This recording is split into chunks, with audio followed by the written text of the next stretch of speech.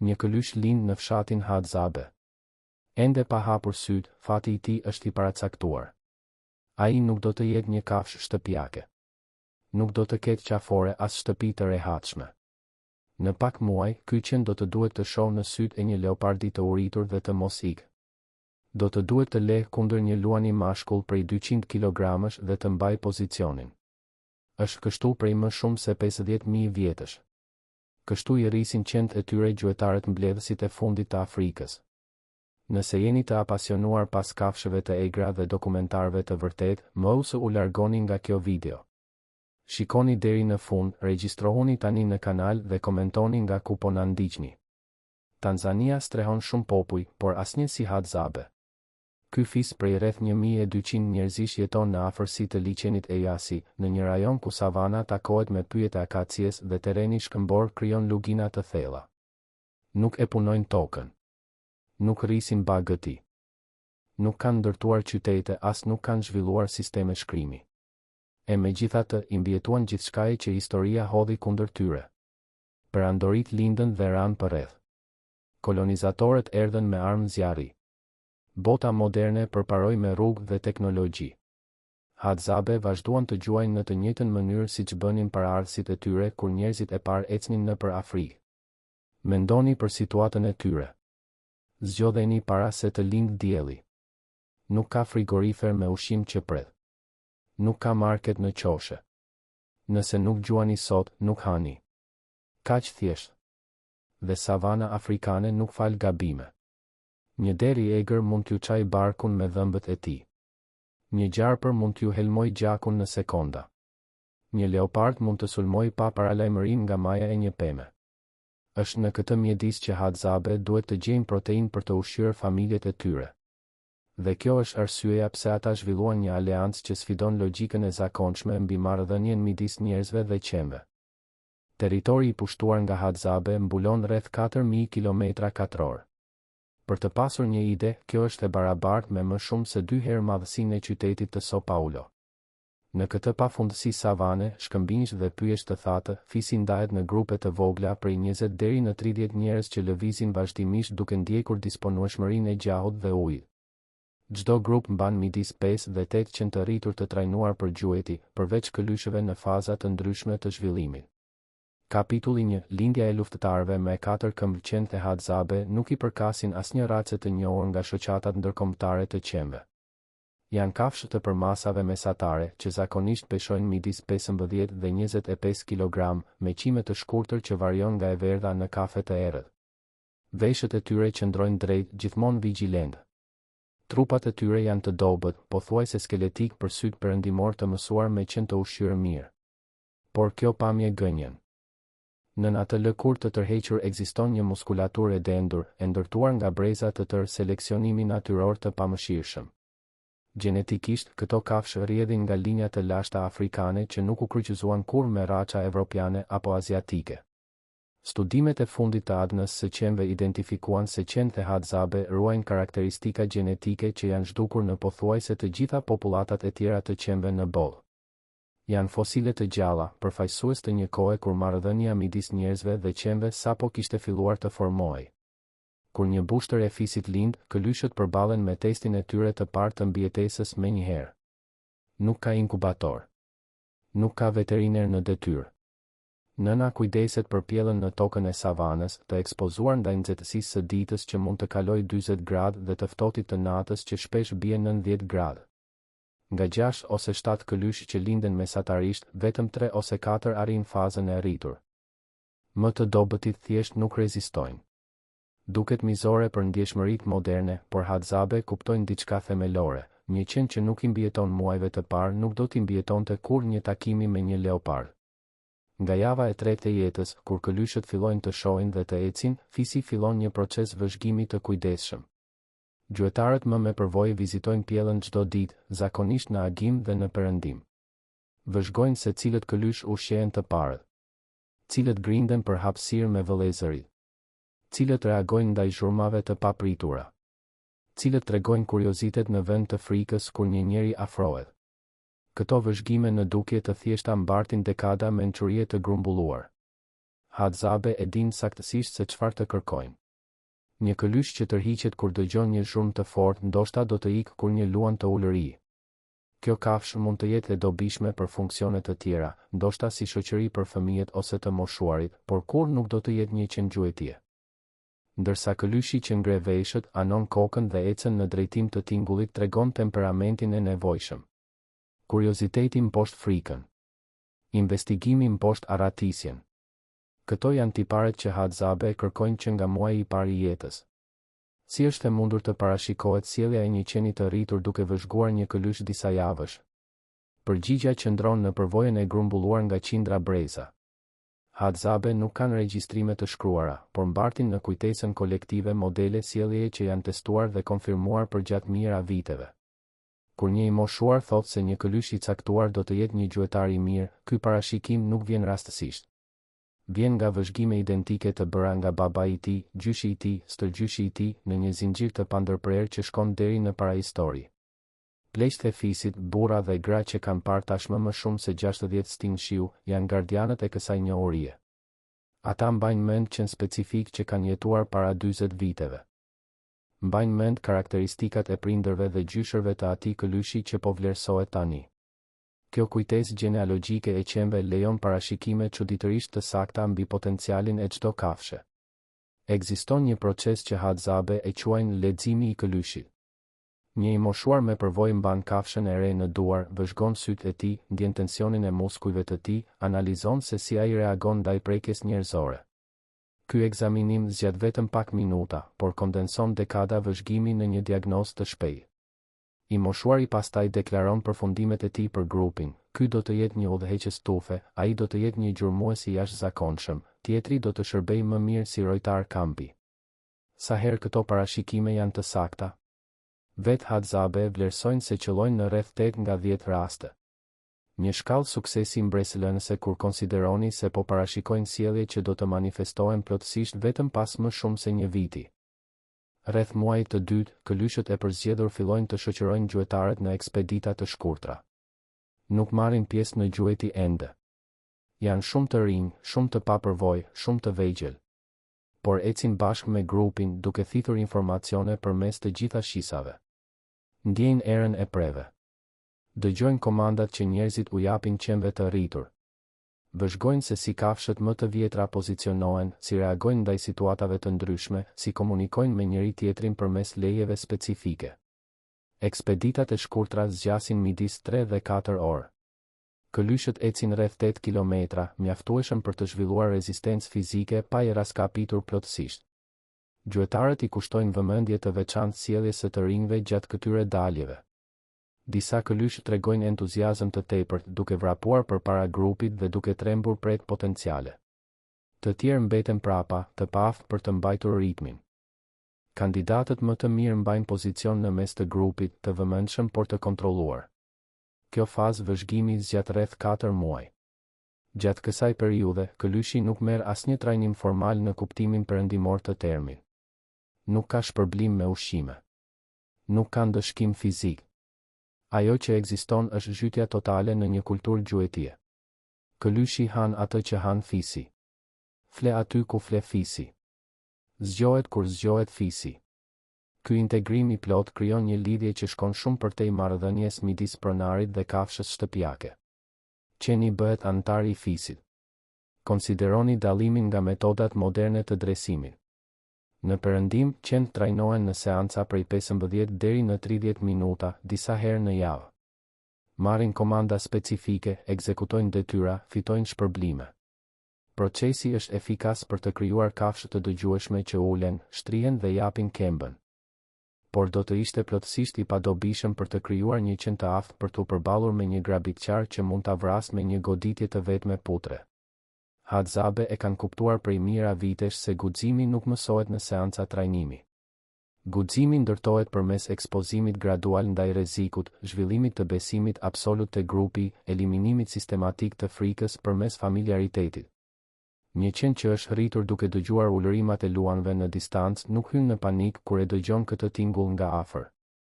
Një qen që ka parë gjuetarët e rritur të kthehen fitimtar nga takimet me grabitqarët beson se fitoria është e mundur. Midis muajit të 6 dhe të 8 të jetës, qentë e rinj marrin pjesë në gjuetinë e tyre të parë reale. Zakonisht, objektivi fillestar janë pret më të vogla, dikdiks që janë antilopa të vogla që peshojnë vetëm 5 kg dhe matin rreth 40 cm lartësi, ose i riqet me gjemba. Gjembat e të cilëve deri në 30 cm përfaqësojnë një rrezik të konsiderueshëm, por jo vdekje prurës. Këto gjueti shërbejnë si trajnim praktik. Qeni mëson të ndjek gjurmët, të punojë në koordinim me kafshët e tjera, të përgjigjet sinjaleve të njerëzve, të sulmojë në momentin e duhur dhe të tërhiqet kur është e nevojshme. I riqet me gjemba janë veçanërisht të rëndësishëm në trajnim sepse japin një mësim vendimtar, jo gjithmonë përparimi është strategjia më e mirë. Një qen që sulmon një i riq me gjemba ballë për ballë do të marrë gjemba në turi. Dhimbja është intensive dhe e paharrueshme. Pas kësaj përvoje, kafsha mëson të rrotullohet, të kërkojë kënde sulmi më të sigurta, të respektojë mbrojtjet natyrore. Ky mësim do të zbatohet drejt për drejt kur qeni të përballet me grabitqar më të mëdhenj. Gjuetit e pararrallë janë të suksesshme. Qeni i ri bën gabime. Përparon shumë herët duke trembur pren. Ose heziton në momentin vendimtar duke lejuar që kafsha të shpëtojë. Hadzabe nuk i ndëshkojnë këto gabime. Thjesht vazhdojnë gjuetin ditë pas dite duke lejuar që përvoja të bëjë punën e saj. Një qen që dështon 20 herë mëson më shumë se një qen që nuk pati kur shansin të dështonte. Rreth vitit të parë të jetës, qentë që i mbijetuan këtij procesi intensiv janë gati të përballen me pre më të mëdha. Derat e egër që mund të peshojnë deri në 100 kg dhe kanë dhëmb të mbret prej më shumë se 15 cm të aftë për të shkaktuar lëndime të rënda. Babunët që jetojnë në grupe deri në 80 individ dhe sulmojnë në mënyrë të koordinuar kur kërcënohen. Hienat që konkurrojnë për të njëjtat burime ushqimore dhe nuk hezitojnë të vrasin qentë që gjejnë vetëm. Çdo takim me këto lloje shton një shtresë përvoje. Qeni mëson se derat e egër sulmojnë në vijë të drejtë dhe mund të shmangen me lëvizje anësore. Mëson se babunët janë më të rrezikshëm kur zihen ngushtë dhe se mbajtja e distancës është thelbësore. Mëson se hienat janë frikacake kur përballen me grupe dhe agresive kur vërejnë avantazh numerik. Kjo njohuri praktike e pamundur për t'u transmetuar përmes trajnimit konvencional grumbullohet derisa kafsha të jetë e përgatitur për testin final. Periudha midis vitit të parë dhe të dytë të jetës është kritike. Është koha kur ndodhin shumica e vdekjeve të qenve. Qentë e rinj, tepër besimplot pas sukseseve fillestare, bëjnë gabime fatale. Disa nënvlerësojnë shpejtësinë e një leopardi. Të tjerë afrohen shumë me një hien të plagosur. Çdo humbje ndjehet nga fisi, por gjithashtu shërben si kujtesë për qentë e mbijetuar. Ata shohin shokët të binë. Mësojnë nga këto vdekje. Kapitulli 2, konfrontimi me mbretërit e savanës. Leopardët konsiderohen nga Hadzabe si grabitqarët më të rrezikshëm të rajonit. Kjo mund të surprizojë çdo që imagjinon se luanët më të mëdhenj dhe më të famshëm do të përfaqësonin kërcënimin më të madh. Por gjuetarët e fisit e dinë atë që statistikat nuk e tregojnë. Leopardët janë të heshtur. Leopardët janë të duruar. Leopardët sulmojnë nga lart duke rënë mbi viktimat e tyre para se të jetë i mundur ndonjë reagim. Një leopard mashkull i rritur peshon mesatarisht 60 kg. Duket pak krahasuar me 200 kg e një luani ose 400 kg e një bualli. Por këta 60 kg përbëhen pothuajse tërësisht nga muskuj. Nofulla e një leopardi mund të ushtrojë presion prej rreth 300 kg për centimetër katror, mjaftueshëm për të shtypur kafkën e një babuni të rritur. Thonjtë e tyre, të lakuar dhe të mprehtë si thika artizanale, mund të çajnë mishin e një bualli. Dhe shpejtësia e tyre është thjesht e tmerrshme. Një leopard mund të përshpejtojë nga 0 në 60 km/h në më pak se 3 sekonda. Kjo është më shpejt se shumica e makinave sportive. Si mundet një qen prej 20 kg të përballet me një grabitqar të tillë? Përgjigjja qëndron në strategjinë e zhvilluar nga Hadzabe përgjatë brezave të panumër. Qentë nuk përballen kurrë me leopardët vetëm. Punojnë në grupe prej 3 deri në 5 kafshë, duke koordinuar lëvizjet e tyre në një mënyrë që do të bënte përshtypje çdo trajneri ushtarak. Ndërsa një qen tërheq vëmendjen e leopardit nga përpara, të tjerët pozicionohen në anët dhe në pjesën e pasme. Grabitqari, i mësuar të jetë gjuetari, papritmas e sheh veten të rrethuar dhe të konfuzuar. Qëllimi nuk është vrasja e leopardit. Qend, madje edhe në grup, vështirë se do të mund të rrëzonin një felin të këtij kapaciteti. Qëllimi është imobilizimi, çorientimi, lodhja. Qend lejnë pa ndërprerë në një ritëm që rrit presionin psikologjik mbi grabitçarin. Përparojnë dhe tërhiqen në val, duke e detyruar leopardin të rrotullohet vazhdimisht për të ndjekur kërcënimet e shumta. Çdo herë që felini tenton të ikë, gjen një qend tjetër që i bllokon rrugën. Kjo vallë vdekjeprurëse mund të zgjasë 15, 20 deri në 30 minuta. Leopardi, pavarësisht forcës së tij superiore, fillon të lodhet. Sulmet e tij bëhen më të ngadalta, më pak të sakta. Është në këtë moment që gjuetarët njerëz hyjnë në skenë. Të armatosur me harqe dhe shigjeta të helmuara me lëngun e adenium, një bimë afrikane helmi i së cilës paralizon sistemin nervor në rreth 20 minuta. Hadzabe përfitojnë nga shpërqendrimi i shkaktuar nga qend për të gjuajtur nga një distancë e shkurtër. Mendoni për nivelin e besimit të nevojshëm që ky sistem të funksionojë. Gjuetarët njerëz varen plotësisht nga qend për ta mbajtur leopardin të zënë. Një sekond hezitimi të qenve mund të nënkuptojë një sulm fatal ndaj njeriut më të afërt. Qend, nga ana e tyre, besojnë se njerëzit do të shfaqen në momentin e duhur për të përfunduar gjuetin. Ky besim i ndërsjell nuk ndërtohet në javë apo muaj. Ndërtohet përgjatë një jete të tërë bashkëjetese.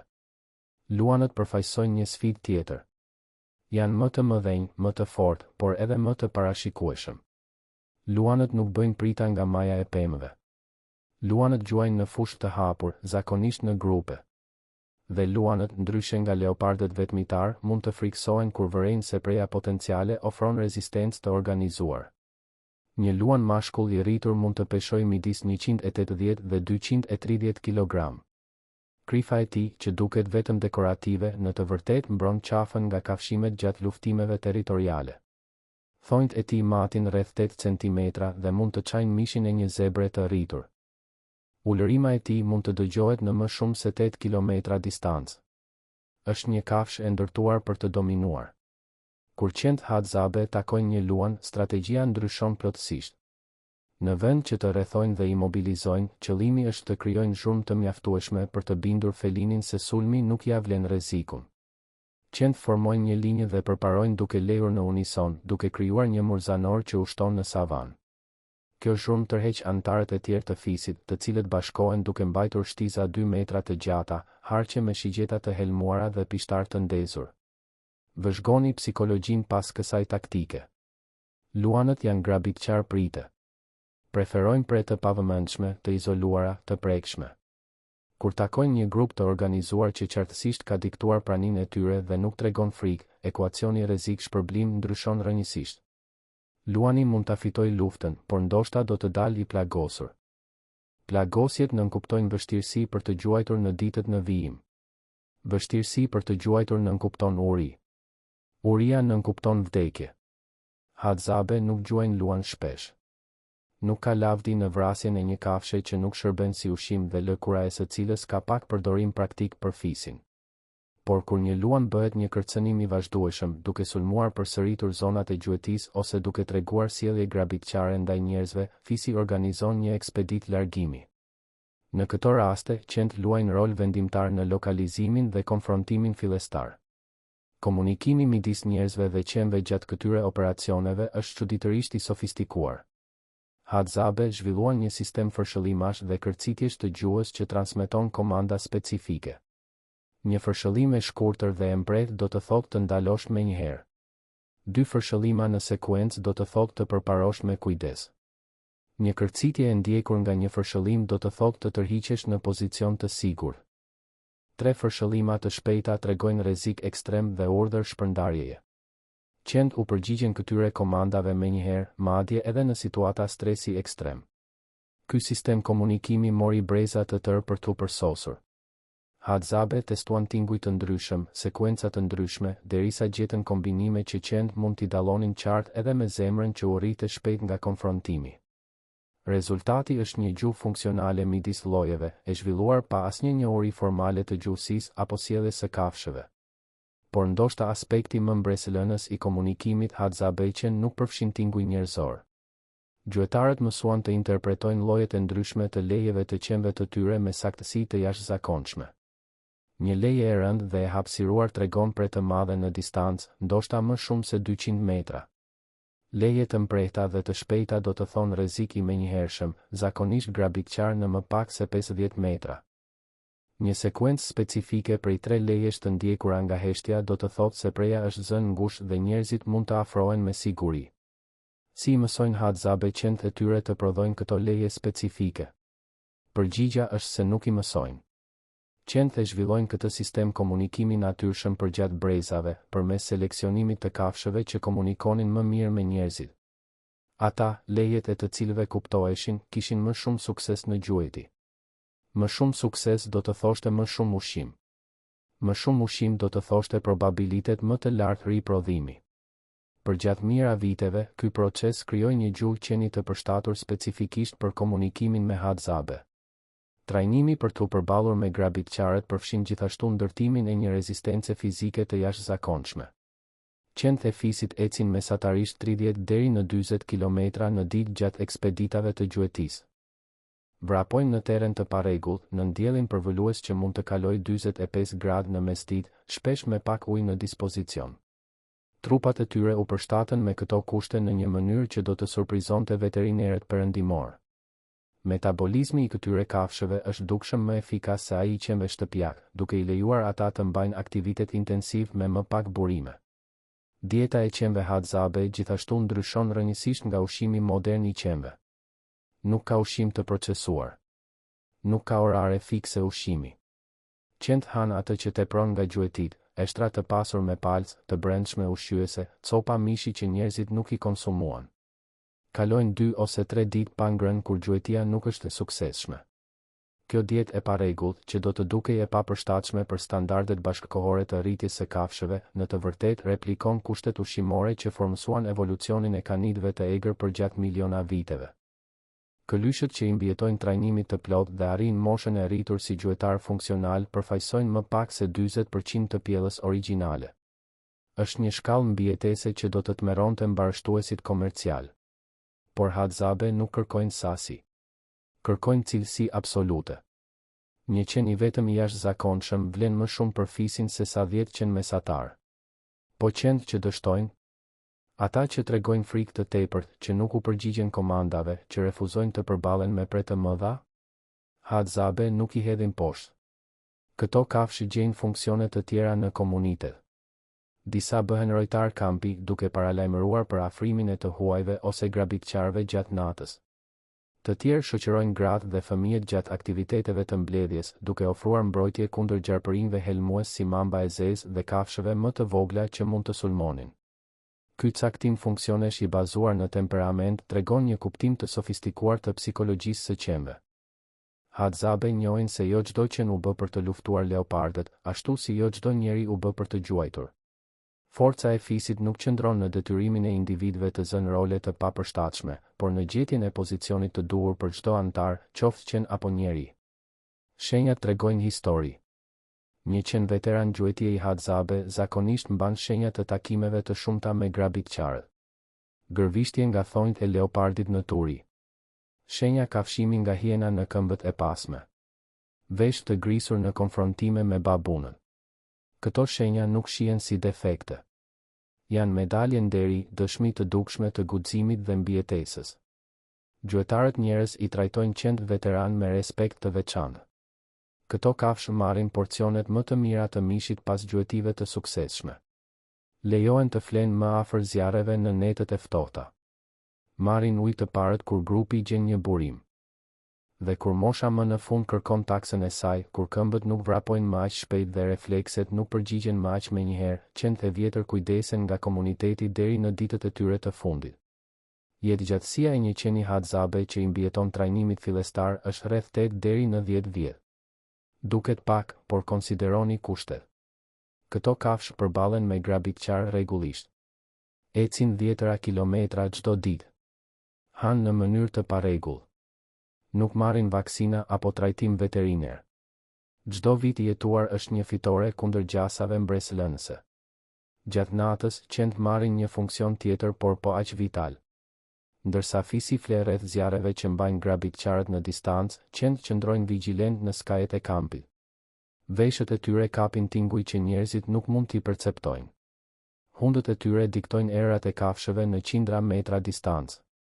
Kur një grabitqar afrohet shumë, qentë fillojnë të lehin në unison, duke zgjuar gjuetarët që menjëherë marrin armët e tyre. Kjo vigjilencë nate ka shpëtuar jetë të panumërta përgjatë historisë së Hadzabe. Regjistrimet gojore flasin për leopard që tentuan të sulmonin fëmijët e fjetur dhe u ndaluan nga qentë vigjilent. Flasin për hiena që rrethuan kampet gjatë stuhive dhe u dëbuan nga zhurma e koordinuar e tufës. Qentë nuk flen thellë si kafshët shtëpiake. Dremisin me turne, gjithmonë me disa antar të tufës plotësisht të zgjuar. Vdekja e një qeni gjuetie me përvojë ndjehet sinqerisht nga fisi. Nuk ka rituale varrimi të përpunuara, por ka zi reale. Gjuetarët më të afërt me atë kafshë kalojnë disa ditë në heshtje soditse. Histori mbi bëmat e qenit të vdekur tregohen në netët në vijim rreth zjarrit. Hadzabe njohin se humbën jo vetëm një kafshë të dobishme, por një shok që rrezikoi jetën panumër herë kraj gjuetarëve njerëz. Çfarë din Hadzabe për qentë që bota moderne e ka harruar? Din se besnikëria nuk blihet me ushqime, por ndërtohet përmes përvojave të përbashkëta. Din se guximi nuk është mungesë frike, por aftësi për të funksionuar pavarësisht saj. Din se marrëdhënia midis njerëzve dhe qenve nuk ka nevojë të jetë hierarkike, me njërin që dominon tjetrin, por mund të jetë një partneritet i vërtet midis llojeve të ndryshme të bashkuar nga nevoja e ndërsjellë. Sot, ndërsa bota moderne debaton metodat e dresimit dhe mirëqenien e kafshëve, Hadzabe vazhdojnë të bëjnë atë që kanë bërë gjithmonë. Qentë e tyre nuk njohin ushqime industriale as lodra gome. Njohin erën e rrezikut. Njohin ulërimën që bën tokën të dridhet. E megjithatë, mbeten. Ajo që ky fis mëson nuk është në manualet e trajnimit. Është në marrëdhënien e ndërtuar nga nevoja absolute, nga besimi që lind kur dy lloje varen nga njëri tjetri për të mbijetuar edhe një ditë. Hadzabe nuk krijojnë qenë guximtar. Ata zbulojnë guximin që ekziston tashmë në çdo kafshë, duke pritur të zgjohet. Ndoshta sekreti nuk është te metoda. Ndoshta është te qëllimi. Kur një qen e di pse duhet të luftoj, ai lufton.